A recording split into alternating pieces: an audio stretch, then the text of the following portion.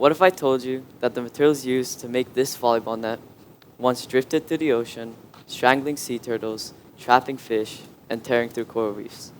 Horrifying, right? This volleyball net is made from ghost nets.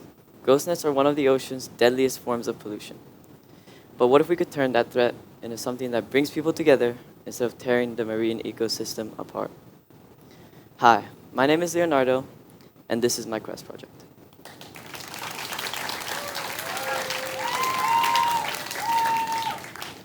Every year, around 640 million kilos of fishing gear is either lost or abandoned in the ocean. And ghost nets make up 10% of it. Ghost nets are nearly invisible, incredibly strong, and can keep killing marine life for decades. For those who don't know, ghost nets are fishing nets that have either been abandoned or lost in the ocean. Despite this being such a big issue, many people don't know ghost nets exist. I wanted to change that, not just by raising awareness, but by doing something hands-on and creative. My journey began when I saw a photo of a sea turtle trapped in a fishing net. It looked like garbage, but it was deadly. That image stuck with me. Since then, I started researching about ghost nets and found out how much of a threat they are to marine life. But I also realized many people had never heard of it. So I knew I wanted to raise awareness in a way that felt active, not just informative. Since I love volleyball, I had this thought: what if I make a volleyball net out of ghost nets? At first, I had no idea where to get fishing nets from. I contacted local beach cleanup groups, marine organizations, and even fishing communities. Some never responded. But eventually, I managed to connect with a local beach cleanup group called the Roll Foundation.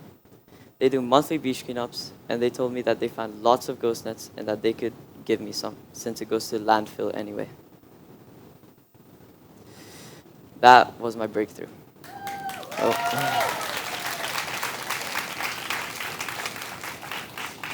When I went to get the fishing nets, I was excited until I opened the bag. The nets were filthy, full of trash, and entangled. Nothing like the clean, straight volleyball nets we're used to. Cleaning and cutting them was hard, and figuring out how to untangle and cut them into a proper net took trial and error. A few weeks later, I joined the Roll Foundation on a beach cleanup to thank them for giving me the ghost nets. It was raining hard that day at Kellan Beach, and the wind was cold and strong. Luckily, they had spare raincoats and gave me one. I filled up my first trash bag and brought it back.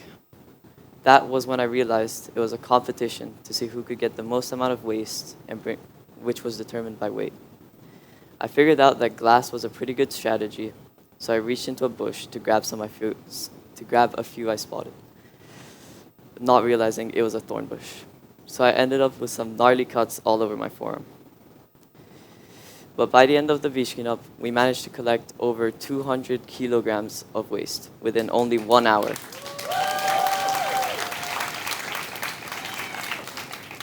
Oh, wait. So what did I actually make?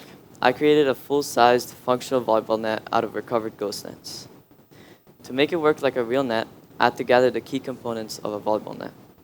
I used the ghost nets as the main netting, attached it to a metal wire that runs along the top for support and tension, which I got from my mother's friend who works in the sports industry and was generous enough to give it to me. I used an old canvas blanket that we had and cut it up and used it as the white headbands for the top, sides, and bottom of the volleyball net. To attach everything together and strengthen the weaker areas, I used bioepoxy resin, which was kindly given to me by my science teacher, Pak Ollie. The bioepoxy resin strengthened the weaker areas and made it durable enough for real use.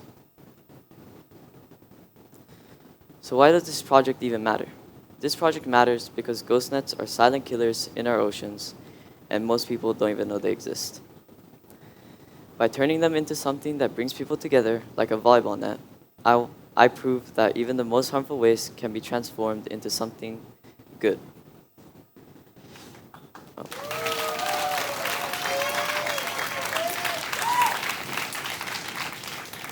I am planning to donate my net to a local school and educating them about ghost nets. My vision for the future is to keep finding ways to creatively reuse ocean waste and to spread this idea further.